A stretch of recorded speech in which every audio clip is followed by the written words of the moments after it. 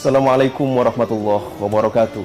Sahabat MNC yang dimuliakan Allah Subhanahu wa taala, Nabi sallallahu alaihi wasallam mengingatkan kita, man shoma ramadhana imanan wahtisaban. Orang yang berpuasa dengan penuh iman dan kesempurnaan mengharapkan ridha Allah Subhanahu wa taala, kata Nabi, ghufira lahu ma taqaddama min dzambi. Ia akan mendapatkan ampunan dari seluruh dosa-dosanya yang telah lalu. Tetapi kualitas puasa atau ibadah yang demikian ini tentunya tidak akan tercapai jika tanpa cinta, tanpa dengan mahabbah. Makalah ke-47 di dalam Nasha'ihul Ibadnya Syekh Nawawi Al-Bantani mengutipkan sebuah perkataan Rasulullah SAW.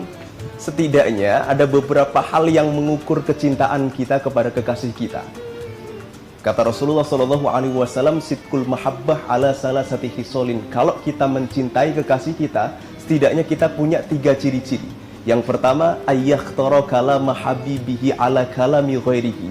Dia akan lebih senang mendengarkan, mematuhi, mengikuti apapun yang diucapkan oleh kekasih kita daripada selainnya. Yang kedua, ayyakhtara mujalasata habibihi ala mujalasati ghairihi. Dia lebih nyaman, enjoy ketika bersanding, bermesraan dengan kekasihnya dibandingkan selainnya. Dan yang terakhir, ayyakhtara ridho habibihi ala ridho ghairihi. Dia akan lebih mengharapkan kerelaan, persetujuan, kasih sayang, apapun yang diberikan oleh kekasihnya daripada selainnya.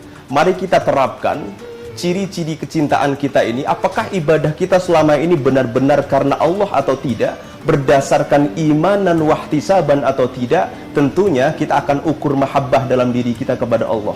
Kalau kita lebih santun, kita lebih gemetar, kita lebih tersentuh ketika mendengarkan ayat-ayat Al-Quran, maka ini tanda bahwa hati kita masih beriman kepada Allah Subhanahu wa taala.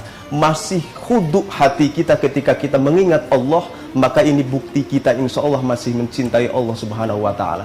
Yang kedua, apakah kita masih nyaman ketika kita duduk bersimpuh kehadirat Allah Subhanahu wa taala, duduk beribadah dengan tenang? Kalau kita masih merasakan mesra manisnya ibadah, maka ini tanda kita masih cinta dan dicintai oleh Allah Subhanahu wa taala.